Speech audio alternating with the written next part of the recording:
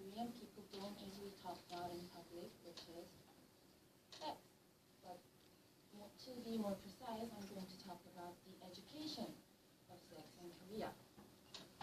Korea's old-fashioned sex education should be revised to keep up with the growing need of the younger generation to provide more practical and realistic help, especially concerning birth control measures.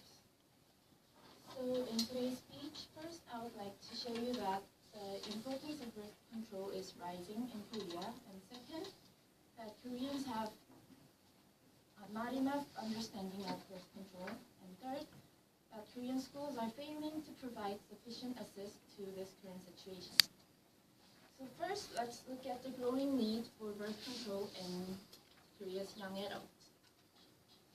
Korean people are becoming more open to sexual relationships, but on the other hand, they're having their first child at the later time in their lives.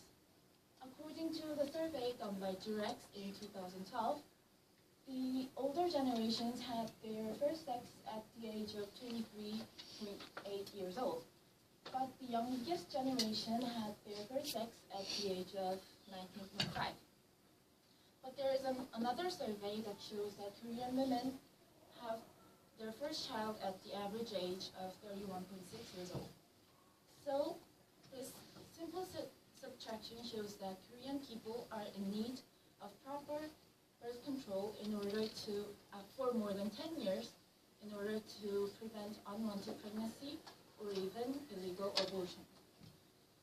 And so, although younger generation is becoming more open to sexual relationships, their knowledge about proper and safe, responsible sexuality is surprisingly deprived.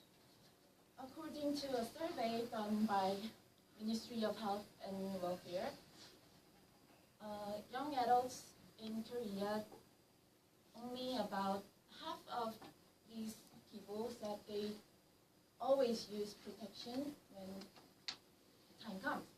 And the survey also suggests that the Korea's birth control is extremely inclined to the men's birth control, such as condoms and external ejaculation, which is relatively very low in effect compared to women's contraceptive pills. This shows that Korean people have very little knowledge about birth control, and this is largely due to poor sex education of Korea. Now, let's look at why and how Korea's sex education is failing behind the need of practical help. To begin with, Korean schools assign very little amount of time for sex education. Yes, very little amount of time for sex education. And the Korean schools are required to give 15 hours of sex education, but in reality, only less than 3 hours are given per year for students to have sex education. And in addition to lack of time, Korean education about sex has been criticized by experts because of their low quality as well. Korean sex education deems sexual behaviors as taboos or sins. So as a result, their main goal is to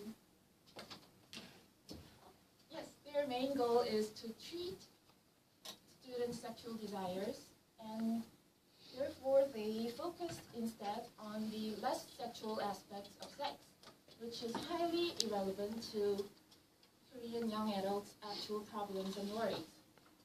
So to summarize what I said today, Korean people are becoming active sexual beings in earlier ages, but the birth control is promoted very little in Korea. Thus, this Korean education of sex has to be revised to help Korean people become wise and responsible subjects of their sexuality.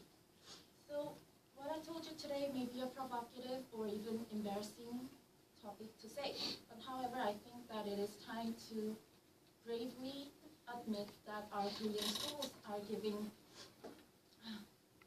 our Korean schools are giving very bad information for and less practical education for Korean younger generations, and we need to face the fact that we need to meet the demand of this changing society.